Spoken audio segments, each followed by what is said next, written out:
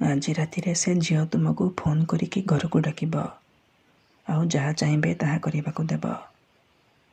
କେବଳ ତାକୁ ମନେ ମନେ ଭାବିକି ପରିସ୍ରା କରିଦିଅନ୍ତୁ।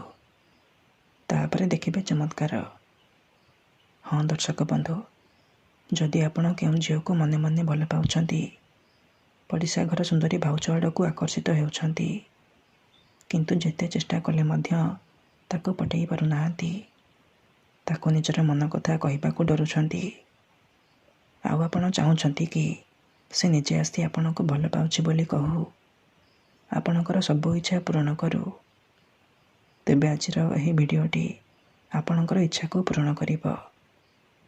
କେବଳ ଆପଣଙ୍କୁ ରାତିରେ ସେଇ ଝିଅ ବା ମହିଳାକୁ ମନେ ମନେ ଭାବିକି ପରିସ୍ରା କରିବାର ଅଛି।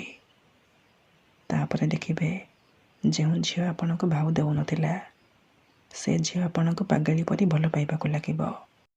ଯେଉଁ ପଡ଼ିଶା ଘର ଭାଉଜ ଆପଣଙ୍କୁ ଅଣଦେଖା କରୁଥିଲା, ସେ ନିଜେ ଆପଣଙ୍କୁ ଫୋନ୍ କରିକି ଘରକୁ ଡାକିବ ଆଉ ଯାହା ଚାହିଁବେ ତାହା କରିବାକୁ ଦେବ।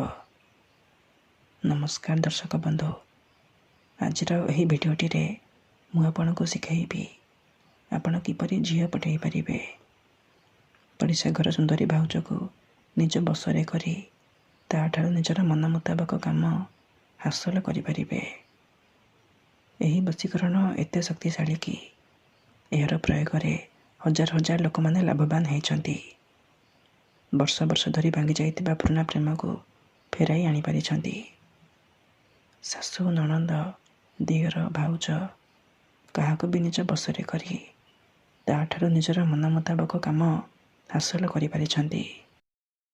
ତେଣୁ ଆପଣ ବି ଯେଉଁ ଝିଅକୁ ମନେ ମନେ ଭଲ ପାଉଛନ୍ତି ବା ପଡ଼ିଶା ଘର ଭାଉଜକୁ ମନେ ମନେ ଭଲ ପାଉଛନ୍ତି, କେବଳ ରାତିରେ ତାକୁ ମନରେ ଭାବିକି ପରିସ୍ରା କରିଦିଅନ୍ତୁ। ଦେଖିବେ ସେହି ସମୟଠାରୁ ସିଏ କିପରି ଆପଣଙ୍କ ଆଡ଼କୁ ଆକର୍ଷିତ ହେବାକୁ ଲାଗିବ। ନିଜେ ଆପଣଙ୍କ ପାଖକୁ ଆସିବ ଆଉ ଯାହା କହିବେ ତାହା କରିବାକୁ ଦେବ। କୌଣସି ପ୍ରକାର ବାଧା ଦେବ ନାହିଁ। ଏହି ବଶୀକରଣ କରିବା ସବୁଠାରୁ ସହଜ। ମୁଁ ଆପଣଙ୍କୁ କିଛି ପ୍ରୟୋଗ ବିଧି ଶିଖାଇବି। ଆପଣ ସେହି ପ୍ରୟୋଗ ବିଧିକୁ ଠିକ୍ ଭାବରେ କରିବେ। କିଛି ବି ଭୁଲ ଭାଲ କରିବେନି। ଯେଉଁ ଝିଅକୁ ଆପଣ ଭଲ ପାଉଛନ୍ତି, ତାକୁ ମନେ ମନେ ଭାବିକି ଆପଣ ପରିସ୍ରା କରିଦେବେ। ତାପରେ ଦେଖିବେ କିପରି ଆପଣଙ୍କର ବଶୀକରଣ 100ରୁ 100% ସଫଳ ହୋଇଯିବ। ଆପଣ ଯାହାକୁ ଚାହିଁବେ ତାକୁ ନିଜର ଗୋଲାମ କରିପାରିବେ, ନିଜ ଇଶାରାରେ ନଚାଇ ପାରିବେ। ଏହି ବଶୀକରଣକୁ ଆପଣ କିପରି କରିବେ ଧ୍ୟାନର ସହିତ ଶୁଣନ୍ତୁ। କିନ୍ତୁ ବିଧିଟି ଜାଣିବା ପୂର୍ବରୁ ମୋର ଆପଣମାନଙ୍କୁ ଅନୁରୋଧ କି ମନରେ କୌଣସି ଖରାପ ଉଦ୍ଦେଶ୍ୟ କିମ୍ବା କୌଣସି ଖରାପ କାମ ପାଇଁ ଆପଣ ଏହି ବଶୀକରଣକୁ ପ୍ରୟୋଗ କରିବେନି। ଯଦି ଆପଣ ସେ ଝିଅକୁ ସତରେ ଭଲ ପାଉଛନ୍ତି, ତାକୁ ବିବାହ କରିବାକୁ ଚାହୁଁଛନ୍ତି, ତେବେ ଯାଇକି ଆପଣ ଏହି ବଶୀକରଣକୁ ପ୍ରୟୋଗ କରିବେ। ଅନ୍ୟଥା ମନରେ କୌଣସି ଖରାପ ଉଦ୍ଦେଶ୍ୟ କିମ୍ବା କୌଣସି ଖରାପ କାମ ପାଇଁ ଆପଣ ଏହି ବଶୀକରଣକୁ ପ୍ରୟୋଗ କରିବେନି। ଠିକ୍ ଅଛି? ତେବେ ଚାଲନ୍ତୁ ଜାଣିବା ଏହି ବଶୀକରଣ ବିଧିକୁ ଆପଣ କିପରି କରିବେ। ମନେ ରଖନ୍ତୁ, ଏହି ବଶୀକରଣ କରିବା ପାଇଁ ଆପଣଙ୍କୁ କିଛି ବି ସାମଗ୍ରୀର ଆବଶ୍ୟକ ନାହିଁ କିମ୍ବା କୌଣସି ପ୍ରକାର ମନ୍ତ୍ରତନ୍ତ୍ର କରିବାକୁ ପଡ଼ିବନି କିମ୍ବା କିଛି ବି ପଇସା ଖର୍ଚ୍ଚ କରିବାକୁ ପଡ଼ିବନି। କେବଳ ଆପଣ ଖଣ୍ଡେ ସାଧା କାଗଜ ଆଣିବେ ଆଉ କଳା ରଙ୍ଗର କଲମ ଆଣିବେ, ଯାହାଦ୍ୱାରା ଆପଣ ଏହି ବଶୀକରଣ କରିପାରିବେ। ଠିକ୍ ଅଛି? ମନେ ରଖନ୍ତୁ, ଏହି ବଶୀକରଣ ବିଧିକୁ ଆପଣ କେବଳ ମଙ୍ଗଳବାର କିମ୍ବା ଶନିବାର ଦିନ କରିବେ। ସୂର୍ଯ୍ୟାସ୍ତ ପରେ ରାତି ସମୟରେ ଆପଣ ଏହି ବଶୀକରଣକୁ କରିବେ।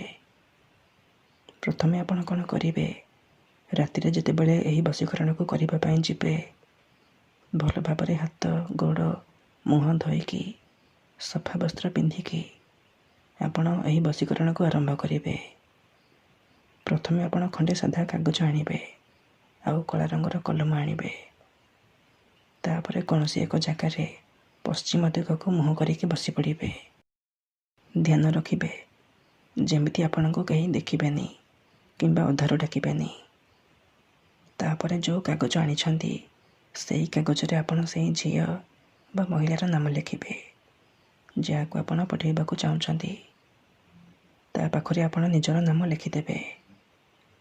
ଦେଖନ୍ତୁ, ମନେକର ଆପଣ ଯେଉଁ ଝିଅକୁ ପଠାଇବାକୁ ଚାହୁଁଛନ୍ତି ତାହାର ନାମ ହେଉଛି ମମତା, ଆଉ ଆପଣଙ୍କର ନାମ ସାଗର।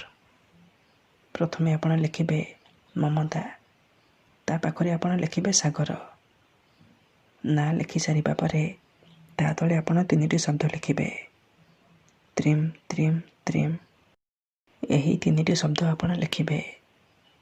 ପ୍ରଥମେ ଆପଣ ଝିଅର ନାଁ ଲେଖିବେ, ତାପରେ ନିଜର ନାମ ଲେଖିବେ, ଆଉ ତା ତଳେ ଆପଣ ତ୍ରିମ୍ ତ୍ରିମ୍ ତ୍ରିମ୍ ଏହି 3ଟି ଶବ୍ଦକୁ ଲେଖିବେ। ଏତିକି ଲେଖି ସାରିବା ପରେ ସେ କାଗଜକୁ ଭଲ ଭାବରେ ମଡ଼ିକି ଡାହାଣ ହାତରେ ମୁଠେଇକି ଧରିବେ, ଆଉ ଆଖି ବନ୍ଦ କରିକି ସେହି ଝିଅ ବା ମହିଳାକୁ ମନେ ମନେ ଭାବିବେ। ତାର ମୁହଁକୁ ନିଜ ମନରେ ଭାବିବେ। ତାପରେ ତ୍ରିମ୍ ତ୍ରିମ୍ ତ୍ରିମ୍ ତ୍ରିମ୍ ତ୍ରିମ୍ ତ୍ରିମ୍ ତ୍ରିମ୍ ତ୍ରିମ୍ ତ୍ରିମ୍ ଏହି 3ଟି ଶବ୍ଦକୁ 3 ଥର ପଢ଼ିଦେବେ। ତାପରେ ମୁଠା ଖୋଲିବେ, ଆଉ ସେ କାଗଜରେ ଗୋଟିଏ ଥର ଫୁଙ୍କିଦେବେ। ଏତିକି କରିସାରିବା ପରେ ସେ କାଗଜକୁ ନେଇକି ଘର ବାହାରେ କୌଣସି ଏକ ସୁନସାନ ଜାଗାକୁ ଯିବେ, ଯେଉଁଠାରେ ଆପଣଙ୍କୁ କେହି ଦେଖିବେନି କିମ୍ବା ଅଧାରୁ ଡାକିବେନି। ତାପରେ ସେ କାଗଜକୁ ତଳେ ମାଟି ଉପରେ ରଖିବେ, ଆଉ ଆଖି ବନ୍ଦ କରିକି ସେଇ ଝିଅ ବା ମହିଳାକୁ ମନେ ମନେ ଭାବିବେ। ତାର ମୁହଁକୁ ନିଜ ମନରେ ଭାବିବେ। ଭାବି ସାରିବା ପରେ ଆପଣ କ'ଣ କରିବେ, ସଙ୍ଗେ ସଙ୍ଗେ ସେହି କାଗଜ ଉପରେ ପରିସ୍ରା କରିଦେବେ। ପରିସ୍ରା କରିସାରିବା ପରେ ଆପଣ ଚୁପଚାପ ଘରକୁ ଫେରି ଆସିବେ। ପଛକୁ ବୁଲିକି ଚାହିଁବେନି। ଗ୍ୟାରେଣ୍ଟି ଦେଉଛି, ଏତିକି କରିକି ଦେଖନ୍ତୁ, ଯେଉଁ ଝିଅ ବା ମହିଳା ପାଇଁ ଆପଣ ଏହି ବଶୀକରଣକୁ କରିଥିବେ ସିଏ ଆପଣଙ୍କ ପ୍ରେମରେ ଦିବାନୀ ହେଇଯିବ। ଧନ୍ୟବାଦ।